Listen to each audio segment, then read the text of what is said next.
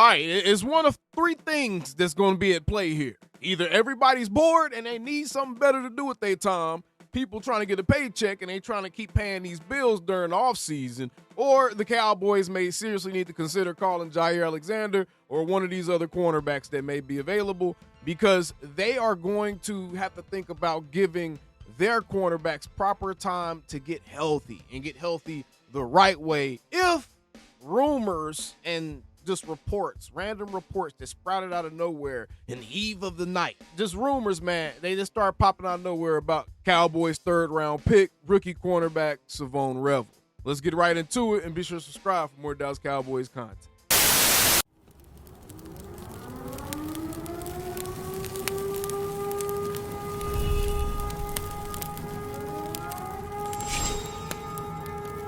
Man, shut your up.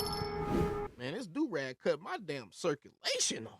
All right, we're going to make it through it. So, we're going to take a listen to this clip right here by Albert Breer, and he's talking about how Savion Revel has apparently suffered a setback, a little setback with his knee. A little bit of a setback with his knee at some point in time. I want to take a listen to this. We have a better idea of the context of what these guys are talking about here.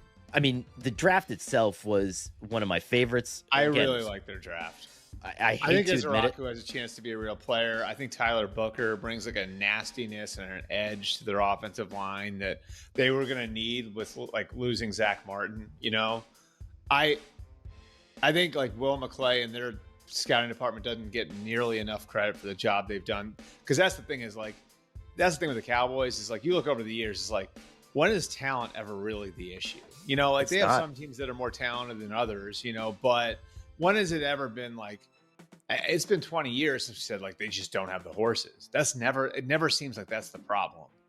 Revel, I think, is going to be a beast. Like he Agreed. I absolutely agree. I think Savion Revel, when he does get back on that field, I think that he is just tailor-made. The way he plays the game, how he plays the game, what his fit is going to be in his defense, and how Matt Eberflus is going to utilize him in this defense.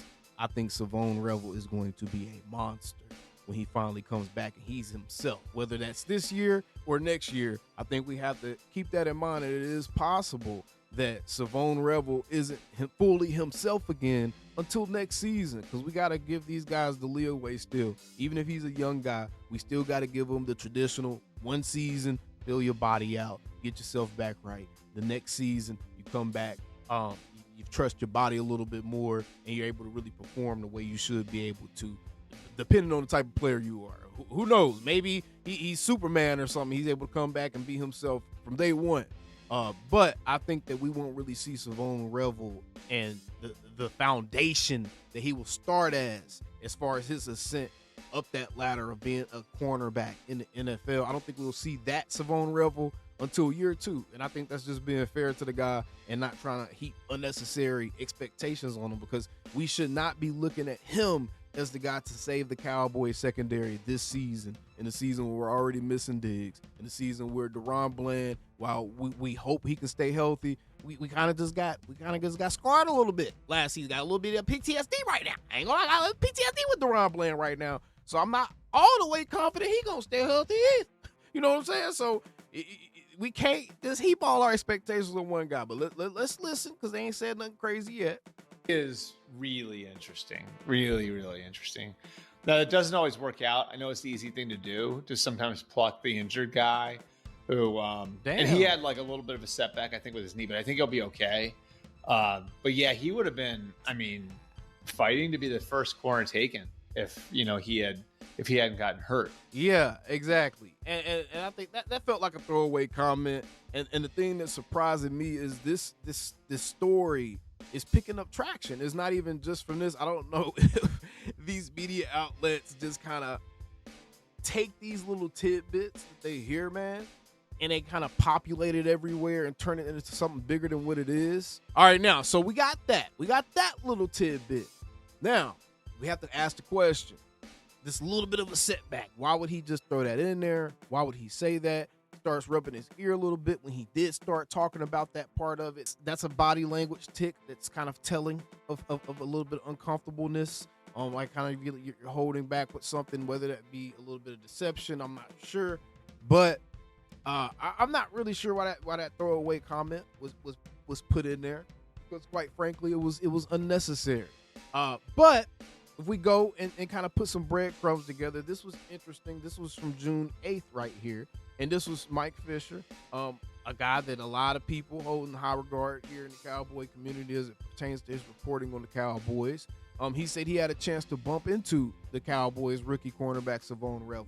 He said he stand next to him and he seems one donut shy of being defensive end size. He didn't say linebacker size. He said defensive end size. Now, Savion Revel is a taller guy, longer, lanky guy, longer extremities, so he's gonna look like he has these huge arms and stuff. But that was very interesting verbiage, and it kind of made me scratch my chin a little bit and be like, what do you mean one donut shy of being defensive end size? And is this a compliment? It's kind of hard to tell, because as a corner, you don't really want your cornerbacks being overly heavy. Now, is he heavy because he had to slow down on some of his recovery, on some of his training? Because all we seen him do during the Cowboys offseason period was some resistant core training. But here, he doesn't look big at all. You know what I'm saying? As long as he has his speed still, I think he'll be fine. But if he is a little bit heavier still, maybe that is indicative of him not being able to really put a lot of stress on that leg still at this point in his recovery, right? Maybe he can't do a lot of cardio, a lot of stuff that would allow him to shred some of that surgery weight, shred some of that excess weight. Maybe he can't do some of that stuff, and he's not able to get into playing shape just yet. So he's a little bit heavier right now. So I thought that was an interesting comment to kind of put together with the all of a sudden we're hearing about, all of a sudden out the clear blue, June 17th. We're hearing about Savion Revel and him having a little bit of a setback on his injury. And this is what I'll say, man. We're at a part in the offseason where we're going to start seeing all kind of stuff pop out. And we're going to cover it because, quite frankly, I got bills to pay too, man. I got a kid and wife and family feed here, all right? So I gotta stay active in this mug too, man. And I enjoy actually doing this for y'all, right? I really legitimately enjoy doing it. But we're going to cover all this, but we have to make sure that we're very diligent in separating what has some actual meat to it, what doesn't. We can't get overly excited, overly dramatic about every little bitty piece of information that comes out. We got to do a little bit more leg work. We're going to do a little bit more waiting to see if any more information comes out about this situation before we start jumping to any conclusions, start talking about, oh, we need to sign this guy. Oh, we need to go and do this. Oh, we have to go and do this. Because any and every move the Cowboys make is going to impact their ability to make another move. And we can't make moves out of a panic or for no reason, want to make moves out of a panic or for no reason as fans, right? So we got to wait, get more information, see if there's anything to this. I'm sure now that this is starting to float around, some of our beat reporters will get out. They'll ask Savion Revel, guys like Nick Harris, John Machota, some of these other guys, they'll get out, ask Savion Revel, hey, did you have you suffered a setback in your injury at any point when they do get a chance to get around these guys again at training camp, or if they bump into them at some type of event or something? Who knows? But maybe we'll hear from him, maybe we won't. But I don't think this is anything to be concerned about. Again, the guy, he's a young guy, and as long as we don't hear anything from official sources as it pertains to his injury and anything going sideways or south, then I don't think there's any cause for alarm. I am not about to sit here and get panicked out over Albert Breer saying this when none of our local beat reporters have said anything of the sort. And I think they would have picked up something to this degree at some point. Regardless of how you feel about any of these guys, one of these beat reporters would have picked up somebody, a James Slater, a Clarence Hill, a Calvin Watkins, a Nick Harris, a John, any of these guys. Somebody would have picked the Todd Archer, ESPN. Somebody would have picked this up.